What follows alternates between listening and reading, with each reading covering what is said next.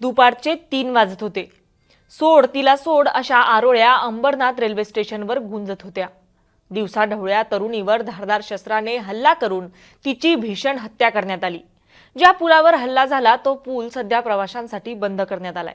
मात्र नेमकं असं काय घडलं की भर दिवसा रेल्वे स्टेशनवरच तरुणीची हत्या झाली? हे संपूर्ण प्रकरण नेमकं काय आहे जाणून घेऊयात पुढील काही मिनिटात या व्हिडिओच्या माध्यमातून। नमस्कार, मी छाया आणि आपण पाहताय मुंबई तक। अंबरनाथमध्ये भर दिवसा एका महिलेची चाकूने भुसकून हत्या झाल्याची घटना आज दुपारी घडली।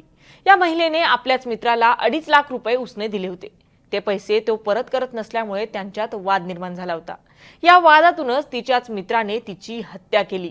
अंबरनाथच्या बारकुपाडा भोईरचाळ परिसरात शेजारी राहणारे सीमा कांबळे आणि राहुल भिंगारकर यांची मैत्री होती।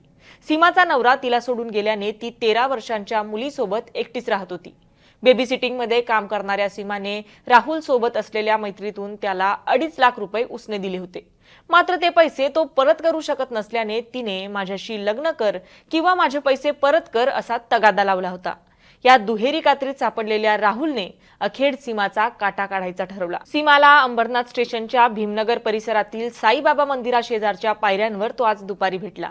तिथे दोघांमध्ये वाद झाला आणि राहुलने सीमावर चाकूने सपासप अनेक वार करत तिथून पळ काढला। दुसरीकडे गंभीर जखमी अवस्थेतील सीमाला लोकांनी उचलून जवळच्या खासगी रुग्णालयात नेलं। मात्र तिचा तिथे मृत्यू झाला। सीमाच्या पोटावर, ओटीपोटावर, मांडीवर आणि मुख्य म्हणजे छातीवर वर्मिक घाव करण्यात आले होते। त्यामुळे ती वाचू शकली नाही।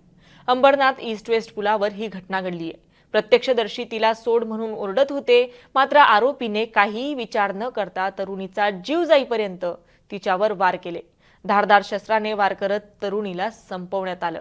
प्रत्यक्षदर्शींनी नेमकं काय पाहिलंय ऐकूयात। दोघं जण होते, बोलत बसले होते सांगितलं। मला वाटलं सर्व्हिस वाले असं आपल्या असं पैसे दिलीसाठी म्हणून मी इथं भीक मागत होती। मला माहित नाही तसं असं मॅटर आहे म्हणून नाही त्याला डायरेक्ट त्या माणसाने तिला बाईला दाखवून इथंच बसली होती।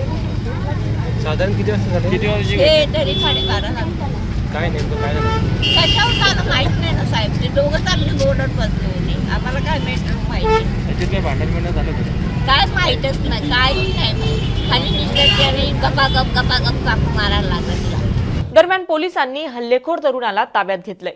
या हत्येमुळे परिसरात आता मोठी खळबळ उडाली आहे। राज्यात महिलांच्या हत्येच्या घटनांमध्ये मोठ्या प्रमाणात वाढ झाली आहे। या संपूर्ण प्रकरणाविषयी तुम्हाला काय वाटतं? आम्हाला कमेंट करून नक्की कळवा आणि मुंबई तकला जर आपण नवीन असाल तर मुंबई तक चॅनलला सबस्क्राईब करायला विसरू नका। धन्यवाद।